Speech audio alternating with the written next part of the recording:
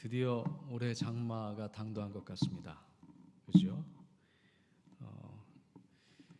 여러 집안들이 붕괴될까, 또한 안전사고가 일어날까 염려되는 시절입니다. 주의를 살피시고 또 하나님의 평화가 우리 모든 가족들 가운데 함께 하시기를 또한 간절히 기도합니다.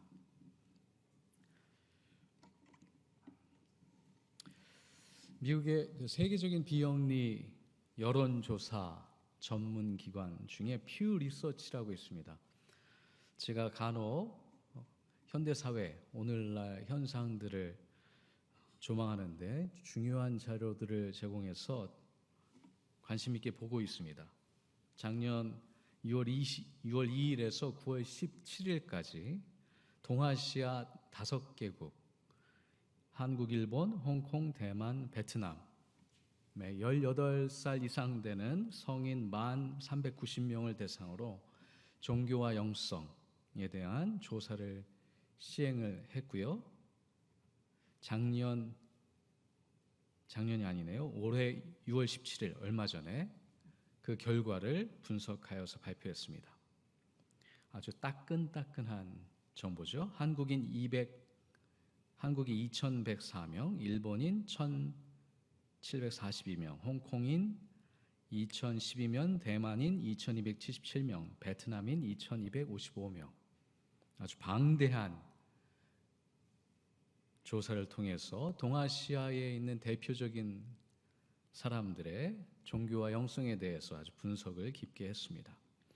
여기 저의 관심은 기독교인의 비율이겠죠. 기독교인의 비율이 나라별로 이렇게 나옵니다. 한국 32%, 생각보다 많죠. 일본 2%, 홍콩 20%, 대만 7%, 베트남 10%입니다. 근데 여기서 주목할 만한 정보를 하나 제공을 하고 있는데요. 지난 1년간 이 만여 명이 되는 동아시아 사람들을 대상으로 점을 본 사람들 혹은 타로 점을 본 사람들의 설문을 했는데 아주 흥미로운 결과를 제공합니다. 타로를 본 사람들 중에 한국인 기독교인이 30%가 타로나 점을 봤다는 거죠. 불교인은 50%, 무종교인은 39%가 긍정의 대답을 했습니다. 반면에 홍콩, 대만, 베트남의 기독교인들은 불과 3%만 점을 봤다라는 거죠. 이 부분에 있어서 한국의 기독교인들의 특징을 아주 뚜렷하게 보여주는 결과를 제공하고 있습니다. 한국 기독교인들의 30%가 지난 1년 동안, 과거도 아니고요, 지난 1년 동안 점을 봤다. 그게 흥미이든 호기심이든 10명 중에 3명이 점과 타로 점을 봤다. 이게 한국 기독교의 특징을 보여주는 대표적인 아주 특징적인 아주 다른 현상이다라고 분석하고 있습니다. 현대 사회는 아주 정신없이 빠르게 변하고 있습니다. 그래서 내 삶의 한 치 앞을 보기 어렵고 예상하기 어렵기 때문에 불안함이 상존합니다. 모든 사람들이 아무리 안정적인 직장 생활을 하고 있다 할지라도 불안함은 늘 견뎌야 되는 심리적인 현상이죠. 그런데 이 실존적인 불안함을 어떻게 해소하느냐, 또한 종교인들은 어떻게 이 불안함을 극복하고 있느냐, 특별히 한국 기독교인들은 이 불안함을 어떻게 해결하고 있느냐라고 하는 질문에 있어서 흥미롭게도 혹은 안타깝게도 한국 기독교인들은 점을 본다. 이 불안과 두려움을 해결하기 위한 방법 중에 하나가 점이다. 여전히 이 무속신앙적인 샤머니즘적인 요소가 얼마만큼 우리 일상 속에 들어와 있는지를 보여주는 대목 중에 하나입니다. 여러분 어떻게 생각하십니까? 물론 우리가 호기심에 한 번쯤 이런 샤머니즘적인 무속적인 요소들을 볼 수도 있습니다. 근데 단지 호기심만이냐?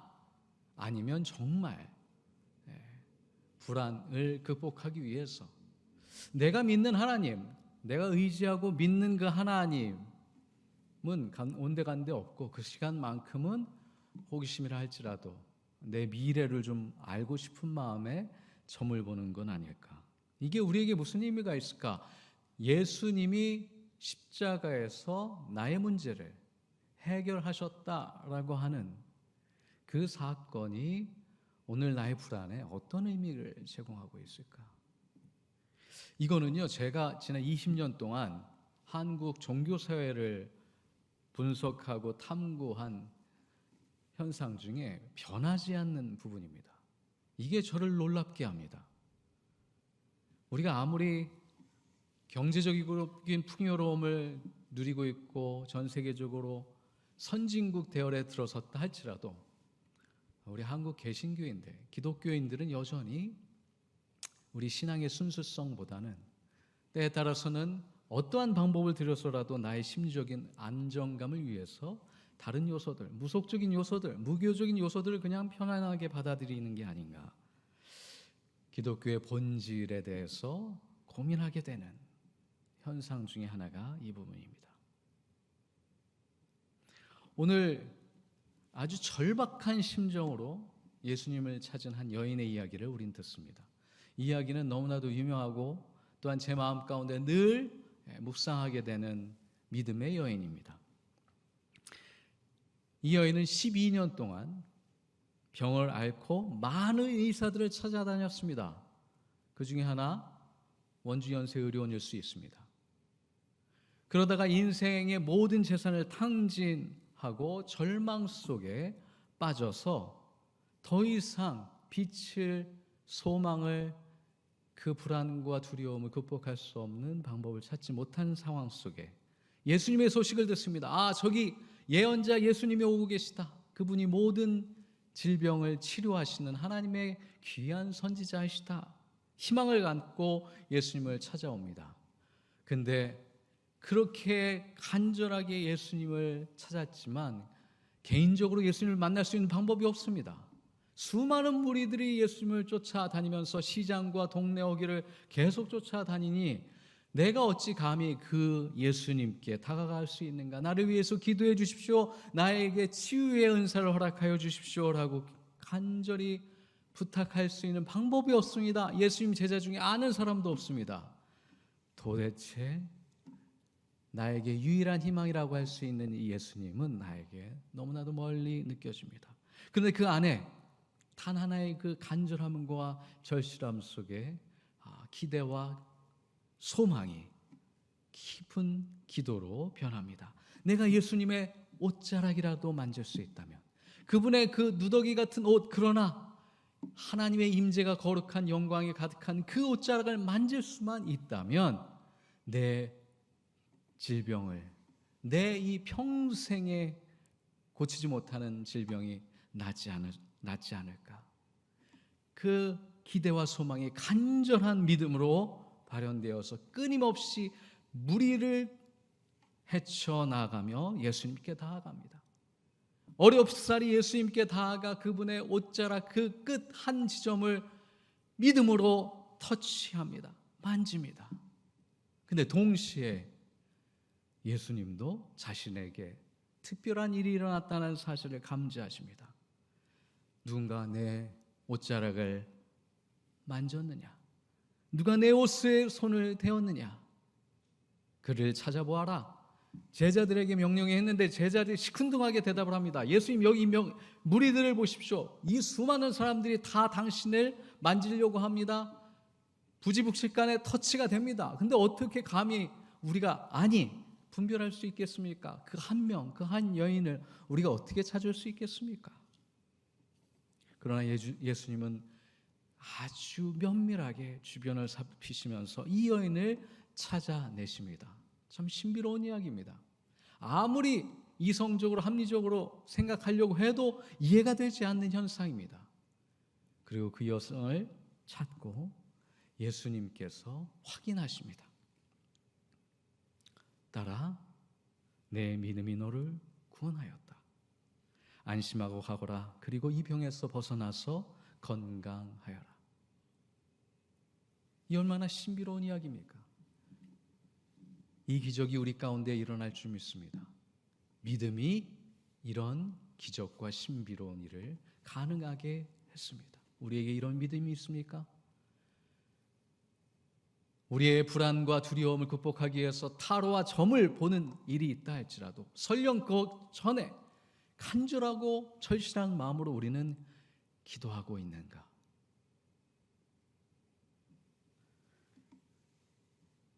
예수님께서 그 여인을 찾으신 이유는 분명히 있습니다. 치유의 중요한 기능 중에 하나는 질병의 고통으로부터 자유케 하는 것 그 이상의 의미가 있습니다. 그것은 무엇이냐? 여러분 지금도 그렇습니다. 미국에서도 멀쩡한 중산층의 한 사람이 암에 걸리면 경제적으로 파탄에 이릅니다. 그래서 모든 사회적인 경제적인 자원이 다 소멸되면서 아주 외로운 시간, 고독의 시간, 완전히 사회로부터 격리되는 삶을 살 수밖에 없는 게 미국의 의료 시스템입니다. 우리도 마찬가지죠. 큰 병을 앓게 되면 모든 사회적 관계가 끊어지면서 소외되고 사회적으로 단절됩니다. 하물며 2000년 전에 12년간 고통을 당한 여성에게 사회적인 관계 공동체는 무슨 의미가 있었겠습니까? 완전히 아웃사이더였죠. 사회로부터 완전히 격리되어서 홀로 지냈던 그 여인이었습니다. 그리고 이제 예수님의 옷자를 만지고 치유를 받았습니다. 그러면 문제가 해결된 게 아닙니까? 내 기도는 그거였습니다. 그러면 해결됐으면 이제 가도 되죠. 근데 예수님이 굳이 불러서 그녀를 모든 무리가 보는 앞에서 불러내시고 확인을 시켜주십니다. 축복하시죠. 딸아, 내 믿음이 너를 구원하였다. 그 얘기는 뭐예요? 여기서 구원이라고 하는 현상은 단지 질병으로부터 해소되고 자유함 받은 것뿐만이 아니라 지금까지 당신의 삶에 고립과 절망을 안겨주었던 단절과 고립으로부터 해방되고 자유되어서 사회 안으로 다시 복귀할 수 있게 되었다. 너의 사회적이고 경제적인 스테이터스 상태도 회복되었다. 길이 열렸다. 온전하고 전인적인 구원이 너에게 이루어졌다. 라는 약속을 선포해 주시는 겁니다. 이것이 구원입니다.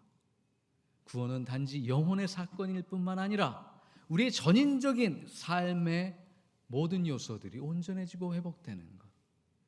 그래서 여러분, 단지 우리가 질병의 고통 가운데 있는 사람들만 구원이 필요하고 도움이 필요한 게 아닙니다. 현대사회에 얼마만큼 정신적으로 마음으로 아파하시는 분들이 얼마나 많습니까?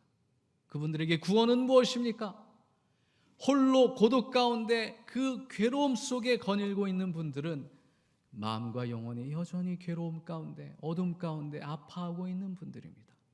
그들에게 구원의 outreach, 손을 뻗어줘야 하는 것, 그것이 구원의 은총을 경험한 모든 이들의 사명이며 기독교인들의 또한 사명입니다. 미국의 아프리칸 아메리칸 흑인 미국인들에게 있어서 가장 기억에 남는 인물들이 몇 있습니다. 근데 그분들 중에 최초의 흑인 농업과학자이면서 루즈벨트 대통령으로부터 최고의 훈장을 받은 인물이 한 분 계십니다.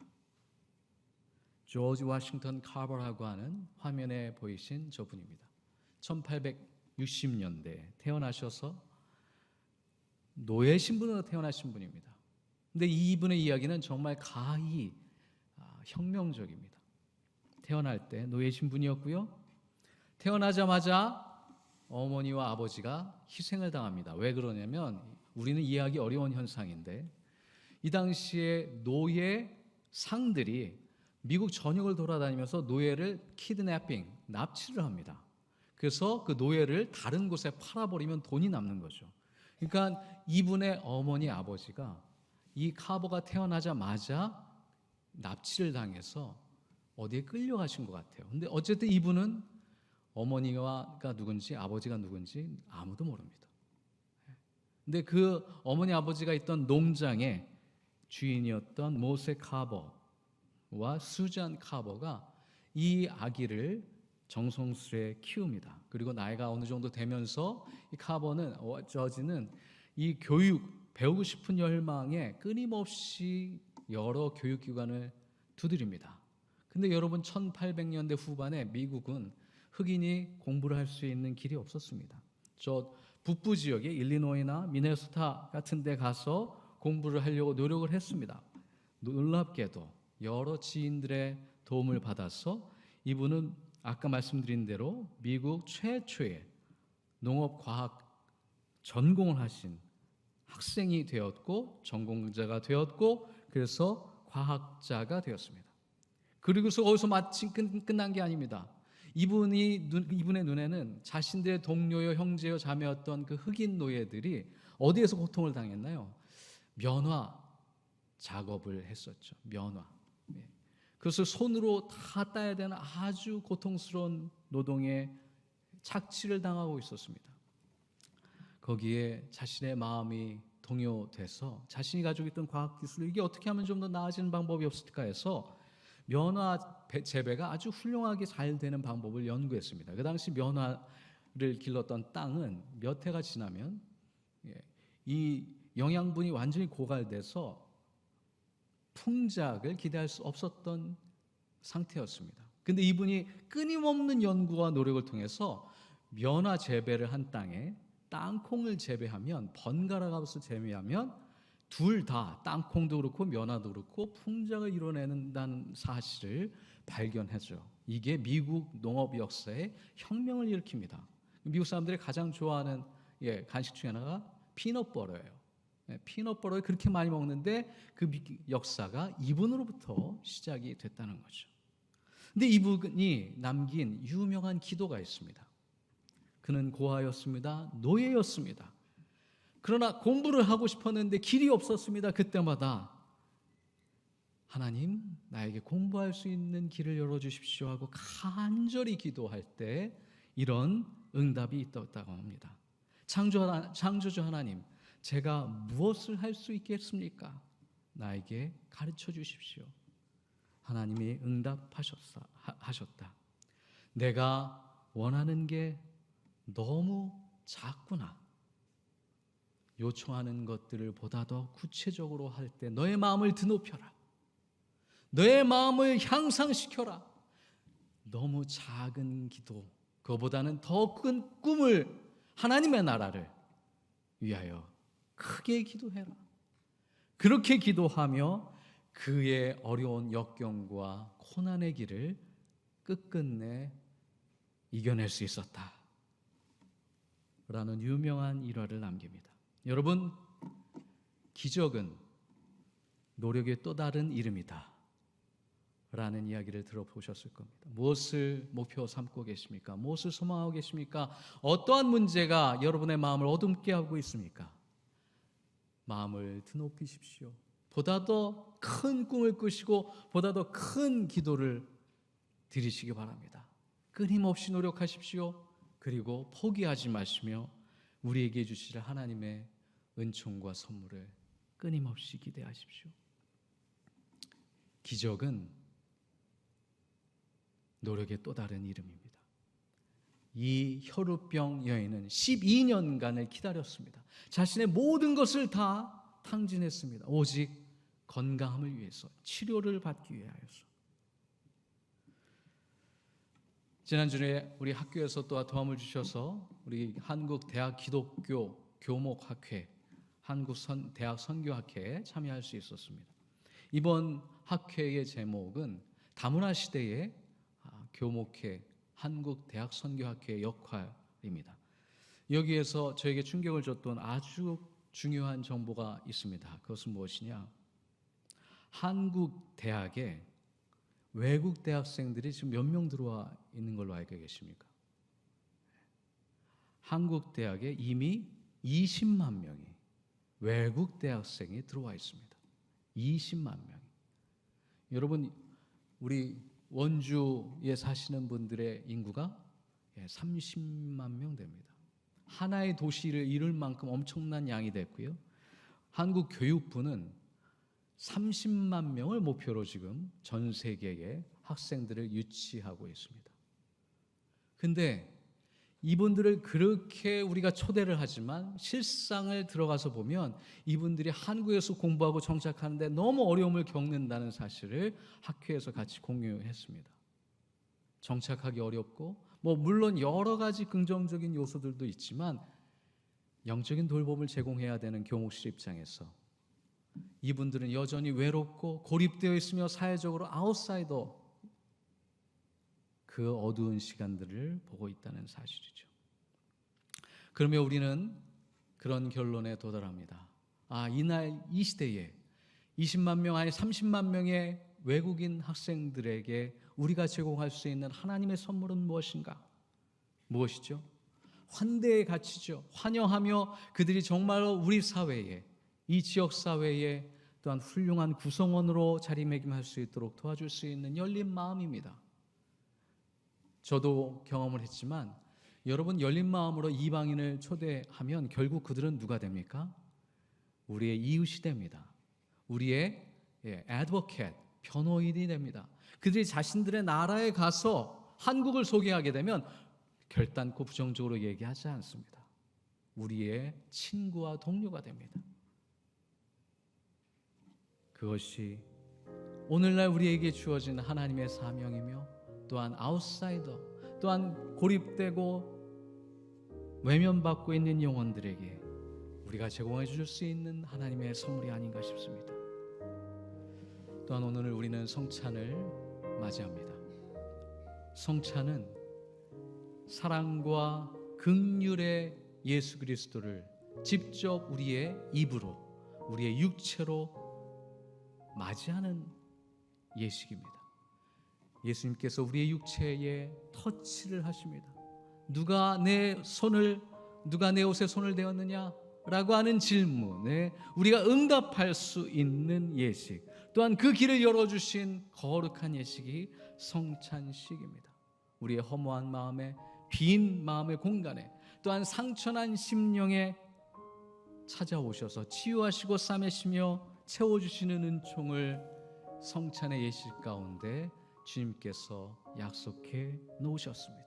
그 은총을 누리실 수 있길 바랍니다. 그러며 끊임없이 예수님의 옷자락을 만지려고 간절하게 기도하는 우리의 영혼이 하나님을 만나실 수 있기를, 성찬 예식을 통하여, 기도를 통하여, 예배를 통하여, 또한 우리의 공동체 사역을 통하여 그런 은총을 누리시기를 간절히 소망합니다. 내 딸아, 내 믿음이 너를 구원하였느니라. 안심하고 가거라. 그리고 이 병에서 벗어나서 건강하여라. 주신 말씀 생각하며 침묵의 기도로 하나님의 말씀에 응답하겠습니다.